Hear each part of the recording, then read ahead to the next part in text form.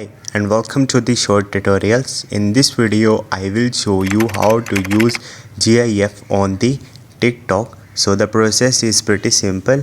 So watch this video till the end and you have to follow the same procedure. So first of all you have to open your TikTok and then you have to click on this plus icon in the main menu. Once you will do it, shoot. Okay, now click on the stick button.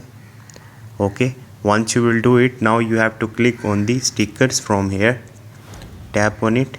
Now on the top you will see a search. Here you can search for the GIF according to your video. Let's suppose I use this happy birthday gift.